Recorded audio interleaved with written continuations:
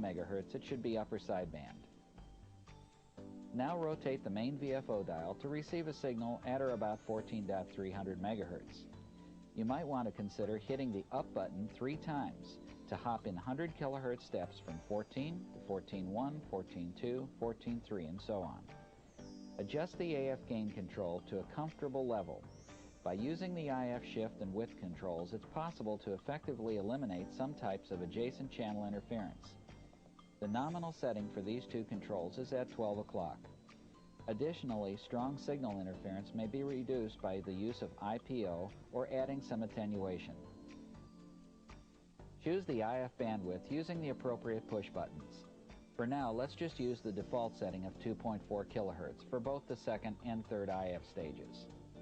You might also want to note that if you've added any of the optional filters, they're not operational until you've turned them on via the menu system, via menu items 50 through 58.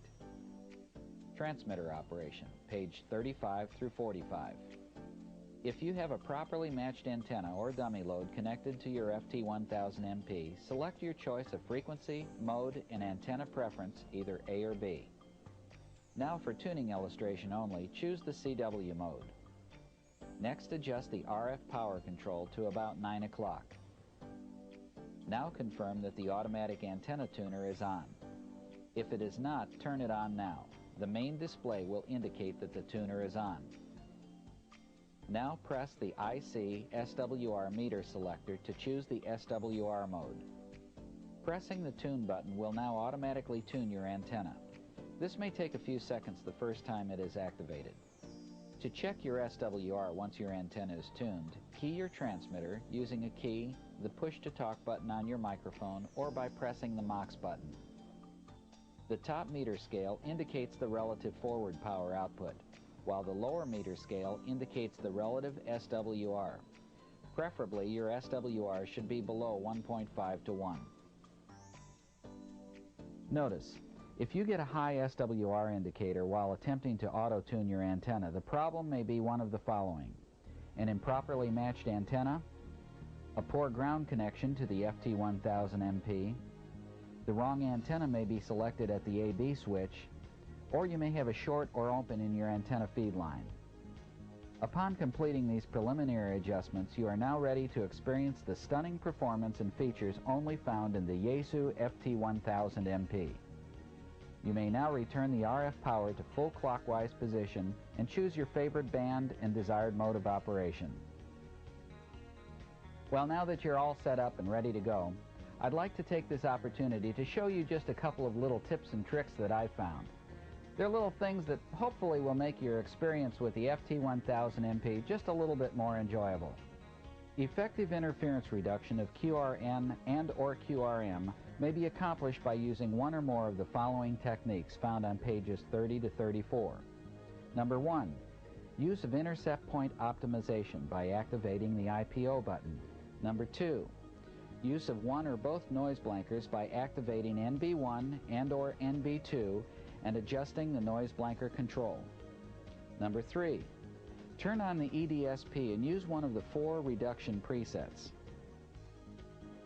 Number 4, use the IF shift and width controls. Number 5, use different combinations of IF bandwidth filters. Number 6, use the RF attenuator. Number 7, reduce the RF gain control. Number 8, select one of the 4 EDSP contours. And number 9, use the manual notch control. Now, here are 5 different ways you can change frequency with the FT1000MP. Number 1, direct entry. On the keypad, press enter. Notice the first digit of the frequency readout is now flashing. Now press the orange labeled numbers in this order: 143000. Now press enter again. The frequency is now exactly 14.300 MHz. You can use this direct entry method to instantly QSY to any frequency. The reference is on page 27. Number 2, press the fast button and the VFO speed increases to 4 times normal. Reference is on page 25. Number 3, rotate the shuttle jog ring behind the main VFO dial. gently to the right or to the left. The more pressure you exert in either direction, the greater the change in frequency will be. Number 4. Push in the channel selector control. Now rotate it. You will notice the frequency increments in steps based on menu item number 1-5. I prefer to set it to 1 kHz for band cruising. And finally, number 5. You can use the up and down keys to increment up and down the band in 1 kHz steps. Here's another feature called Dual Tracking VFO A and B. The reference is on page 27. By holding the lock key while tuning the main VFO, this causes the B VFO to track at the same frequency. Okay, here's another useful feature called toggling VFOs. Each time you press one of the band select keys a second time, you toggle to a second VFO memory.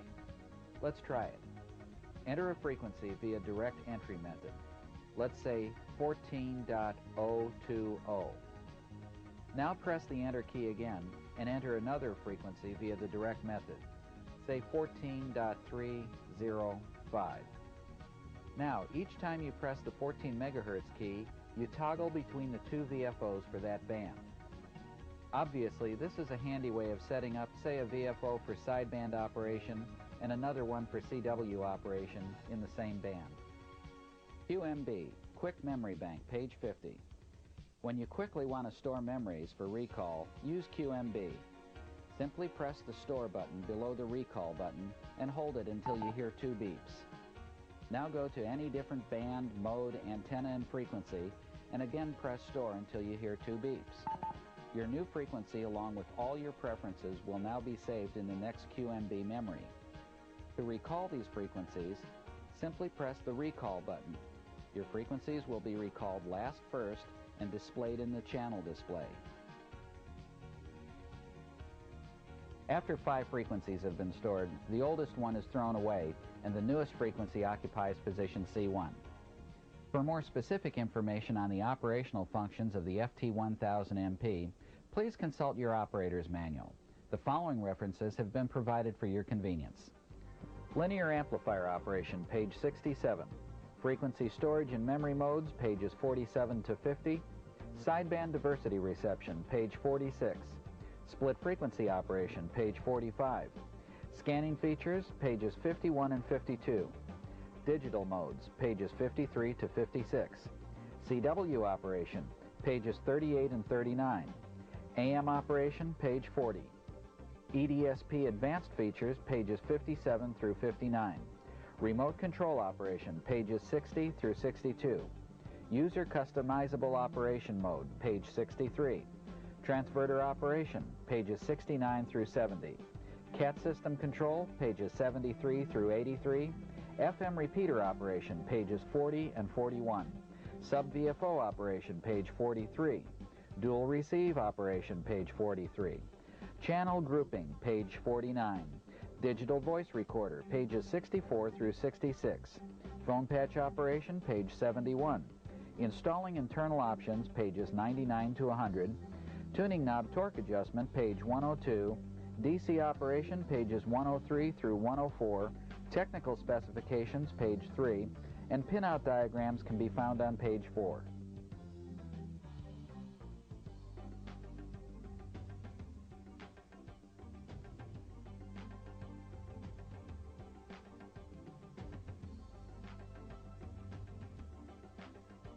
For those of you that are CW enthusiasts, this is just a short demonstration of the spectacular capabilities of the EDSP in the CW mode on the FT1000MP.